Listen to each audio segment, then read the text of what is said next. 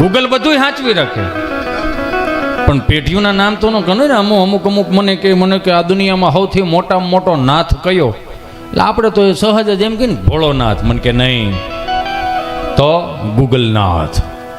મેં આ નવનાથમાંથી કયા નાથ આવ્યા? મને કે ગૂગલનાથ. મેં કેમ ગૂગલનાથ? મને કે એને બધું પૂછો એને ખબર જ હોય. લ્યો, ગમે રસ્તો પૂછો તો એને ખબર હોય. મેં કીધું સારી વાત છે, હાલ પૂછતો તારી હાથ પેઢીના નામ ખબર છે? હાલો ગૂગલ અમારી હાથ પેઢીના નામ આપો. તો ગૂગલ થોડો ઘેરે સા પીવા આવ્યો છે તેને ખબર હોય? એ તો બારોટનો પગ પીડ્યો હોય તો ખબર પડે. ભાઈ મને માફ કરજો, હજી એવા કેટલાય કુળ મેં જોયા છે કે આપણે એમ પૂછીએ ને કે ભાઈ આ શું છે, તો કે અમારું વંશ વૃક્ષ છે, અમારો વંશનો વડલો છે એવું કે. પછી આજે અમુક ગૂગલિયા રહ્યા ને ત્યાં પછી ઠૂઠું જ રહે, પાંદડો ન વધે, ખરી ગયો હોય. આ બહુ ઊંડી વાત કરું છું. અહીંયા પાંદડા ન રે, ખરી જાય. પણ જેવા ભાવથી ભેળા થયા છે મારી માતાઓ બહેનો ભેગા થયા છો. અને ઉમેશભાઈ પહેલી વખત આ બાજુ આવવાનું થયો, નકર આમ જો આમ હું સીધા વડોદરા બાજુ આમ કોઈ દી આવવાનું નહીં, આમ સાઈડ તો લીધી જ નહીં. હાલોલ બાજુ પહેલી વાર આવવાનું થયું, એટલે આમ બાર ગાવે બોલી બદલે, તરોવર બદલે, શાખા બુઢામાં કેશ બદલે, લખડ ન બદલે લાખા.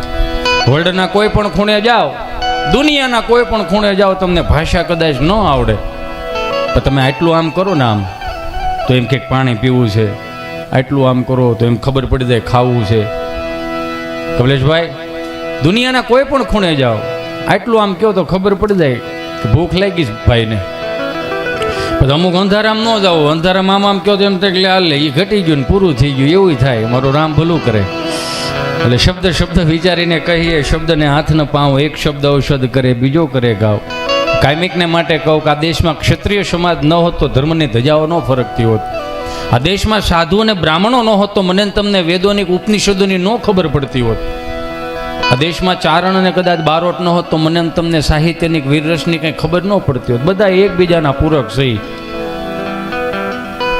મહેન્દ્ર બાપુ 500 વર્ષ સુધી બધાએ રાહ જોઈ કે મેરે ઘર રામ આएंगे, મેરે ઘર રામ આएंगे. હાલો રામ આવી ગયા.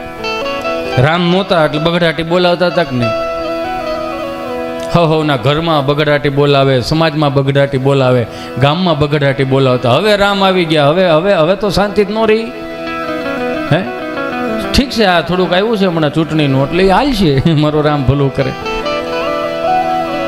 પણ એક દાદા, અમારા ગામડાના દાદા, અને દાદા તો દાદા છે હો. હા, દુનિયાના કોઈ પણ ખૂણે જાઓ, તમારી પાસે ગમે એટલું અંગ્રેજી પાવરફુલ હોય, ગમે એટલી મની હોય, પણ બાપ પાસે 0 0 જ હોય હો આપણે.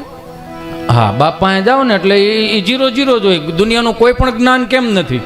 અમારા ગામડાના દાદા બરોબર આમ હાથ બારની નકલ કઢાવવા તાલુકા પંચાયતની ઓફિસે જાય, એમાં જૂની સાયકલ 24 સાયકલ આવતી વચમાં દાંડિયા વાળી, પાછલા વ્હીલનો પંખો નંબળે અને વ્હીલમાં આવડો ડૂટો નીકળી ગયેલો, એટલે હાઈલા દઈને લાંબા આમ ઠેકડા મારી દે આમાં, સમજ્યા? એમાં આમ દિવાલ આવી, એટલે દિવાલ આવી ને સાયકલને ઠેર આવી. ઠેરા બબુ ગૂગલનો શબ્દ નથી. સ્ટેન્ડ અને ઘોડી ન હોય ને તો એને આડી જ મૂકવી પડે. તેમાં વોચમેન કાકા કોક ભાળી ગયા છે, ઓય દાદા, ઓય, હા સાયકલ ત્યાંથી લઈ લો. હા, સાયકલ ત્યાંથી લઈ લો. કા આ મોટા નેતાઓ આવતા હોય. હા તો ભલે ના આવે, મેં તાળો મારી દીધું. ભલે આપણે એવું જરૂરી નથી અત્યારનું સમજે. હું બીજી વખત નિરાતે 400 મહિના પછી આવીશ. અત્યારે તો હું ધીમું વાવતો જાઉં છું. અમારું કામ તો વાવવાનું છે. મારો રામ ભલું કરે.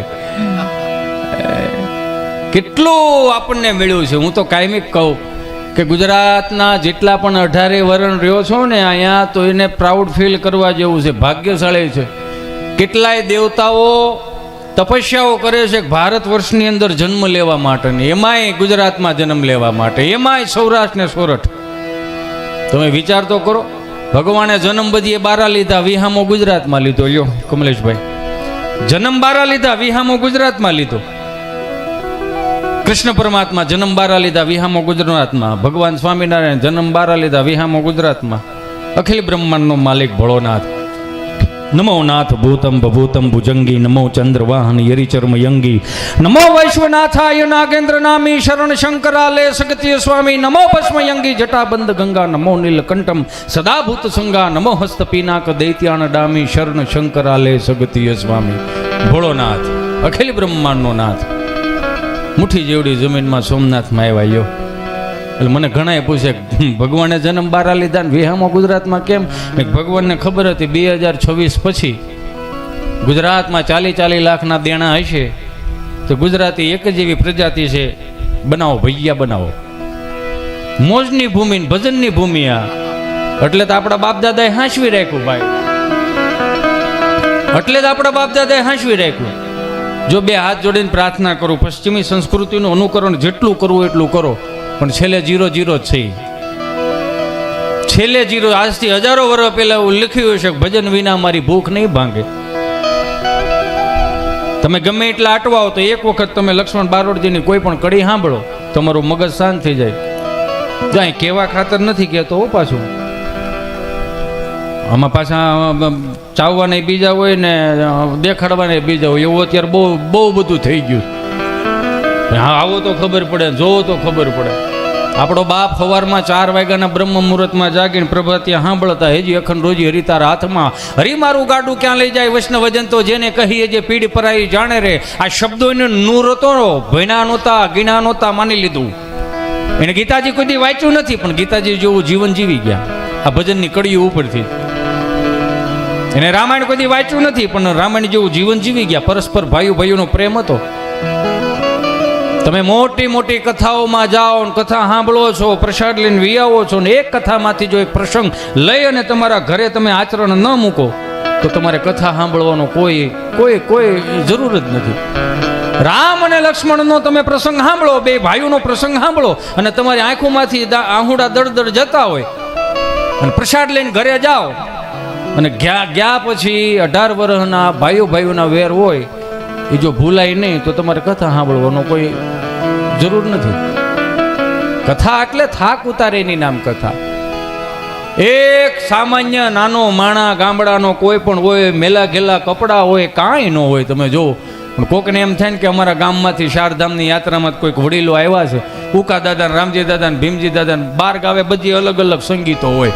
આ તો હું મારા કાઠિયાવાડનું કહું, હું તમને બધાને આમંત્રણ આપું છું કે ક્યારેક તમે આવો ને, અમારા સૌરાષ્ટ્ર આવો, અમારા હતાદાર દર્શન કરવા માટે આવો, અમારા તુલસીશ્યામ દર્શન કરવા માટે આવો, અમારા ચલાળા દાન મહારાજના દર્શન કરવા આવો, અમારા ગળદરા બેઠેલી માં ખોડિયારના દર્શન કરવા આવો, અને ખાસ કરીને અમારા હાવજ જોવા આવો, સિંહી જોવા આવો. તમારા ખર્ચે આવજો, તમને બહુ મજા આવશે. એ તો પછી એમ જ હોય ને. એ મેલા ગેલા કપડા હોય, ઓગરા કપડા થઈ ગયા હોય, અને વાડીએ કદાચ કોઈ પણ કામ હોય ને એમ કે ભાઈ જાત્રાની બસ આવી છે, ઉકા દાદા ને રામજી દાદા 5-5 કિલોના અબીલ ગુલાલ ઉડાડતા જતા હોય, ખાલી દોકડ હોય, ખાલી મંજીરો હોય, એના હામૈયા કરવા જાય.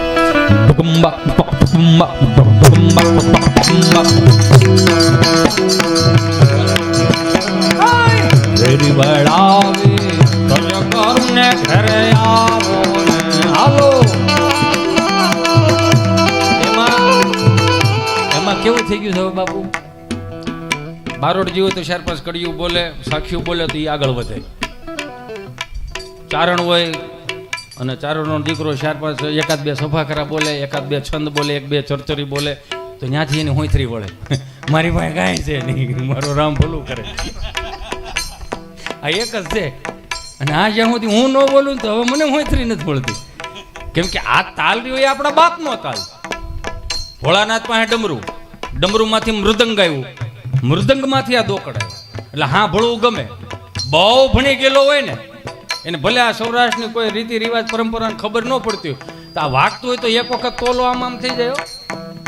હુકામ આ લોહીમાં પડ્યું છે, હૃદયમાં પડ્યું. પણ 400 રૂપિયાની ફિલ્મના ગીતો આપણને મગજ કામ નથી કરવા કહેતા. એટલે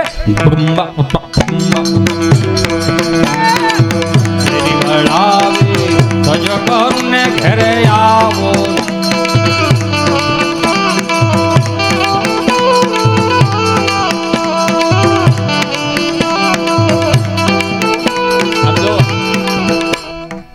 અમારી પાછું યાદ બહુ સારું. તમારું આંગણું છે, સાંભળવા વાળા તમે એટલે અમારે ત્યાં ઉપાધિ છે નહીં, નકર અમારે અહીં ચાલુ કેવું બહુ બધા કલાકારો છે, એટલે હું હવે મારી વાણીને વિરામ આપું. બહુ બધા એને એટલા જ હોય, બોલાવે એટલા જ હોય, એમાં લાંબુ કાંઈ હોય જ નહીં. તમે સમજ્યા? અને કદાચ એક ચીઠી આવે ને, હજી રાઉન્ડ લેતો ને બાપુ, ત્યાં ચીઠી આવે તો આપણને આ ભાઈ કેમ એક ફરમાઈશ દેવા આવ્યો, એમ અમુક ચીઠી આવે એટલે આપણને એમ થાય કે કંઈક ફરમાઈશ છે. તો જેવી હાથમાં ચીઠી લઈને તે એમાં લખેલું હોય GJ5 4899 નંબરની ગાડી નડે. તો 5.5 કલાક ગાડી હાઈકીને આવ્યા હતા, હું પાર્કિંગ કરવા આવ્યા છીએ એમ. અને હજી તો આમ ચાલુ કરી લઈને બીજી ચીઠી આવે તો આપણને વળી કંઈક વંશમોડ કરવાનું કીધું હોય. તો ચીઠી હાથમાં લઈને તો શું કહે ખબર? હિતેશભાઈ તમે છટકો એટલે બીજાનો વારો આવે. અને બાપુ ન છૂટકે અહીંથી શું કેવું પડે ખબર? હા, તમારી ફરમાઈશ અમે લઈ લેવું. શેરી વળાવી સજ કરું ને ઘરે આવો, કાળી શેરીએ પથરાવું, ફૂલવાલમાં ઘરે આવો ને હાલો.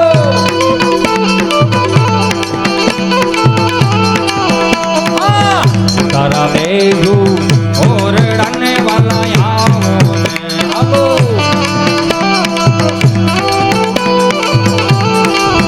એકાય દેજુ મેડી નામો વાલમાં ઘરે આવો ને. આ ગામડાની શરૂઆત થતી અહીંથી. રીતિ રિવાજો પરંપરાઓ ને ગામડાની શુભ શરૂઆત અહીંથી થાય. પછી આપણે ધીમે ધીમે મહાનગરમાં જાઓ, પછી ત્યાંથી પાછા વળીને ઘેરે જાઓ. આ શરૂઆત આજકાલની નથી, હજારો વર્ષ પહેલાની છે. આવા સુંદર મજાના સાઉન્ડ નહોતા, આવા તબલાય નહોતા. ઈ વળી ફાળો કરીને રામજી મંદિરના દોકડ લીધા હોય. 18 વર્ષને કહું, 2 હાથ જોડીને પ્રણામ કરીને કહું મારા બાપ, કે કદાચ 5-10 હજાર રૂપિયા જાહેરમાં ક્યાંક ઓછા લખાવો ને તો હજી હાલ છે, ભલે નામ ન બોલે તો કાંઈ નહીં. પણ ગામની અંદર રામજી મંદિરની આરતી ઉતારનો કોઈ દીકરો હોય, બાવાજીનો દીકરો હોય, સાધુનો દીકરો હોય, તો એની ઘરે એકાદો તેલનો ડબ્બો નાખી આવજો. કેમ કે હવે રામ અયોધ્યામાં તો પધાર્યા છે, પણ ગામના રામ હાસવવા વાળું કોઈ વિધું નથી. એને પૂછજો, એને કહેજો કે તમારા દીકરાની કઈ ફી ભરવાની છે. હવે એક તો 365 દિવસે એક વખત રામજી મંદિરે જાય નંદભયો કરવા, એમાં ત્રાહડો મૂક્યો હોય ત્રાંબાનો, આખું ગામ નંદભયો કરીને પંજરી ખાતું હોય, પછી 5નો સિક્કો તડીંગનારાનો નાખે ને ખોબો ધરે, નાખો આમાં નાખો, પંજરી નાખો. પૂજારીજી આમ કરીને 5 આંગળા ભેગા કરીને પંજરી નાખે. બાપા એટલી ન હોય, શાર તો ઘેરે હુતા છે, નાખો નાખો. પૂજારીજી 5 આમ ખોબો ભરી દે આખો, પછી કે 5નો સિક્કો નાખ્યો હોય ને કે ઓણ તો બહુ પંજરી કોરી મોરી બની. પૂજારીજી બિચારા સાત્વિક, 20 નાખ તો ઘી નાખું તારે 5માં ઠાકર પાસે આખા વર્ષના કામ કટવી લેવા. એ કોક દીક એ ન્યાય દેજો મારા બાપ, અને વગર નામે દો ને તો ઈશ્વર રાજી થાય. તું તારા દેશુ ઓરડાને વાલા આવો, તારે દેશુ મેડી નામો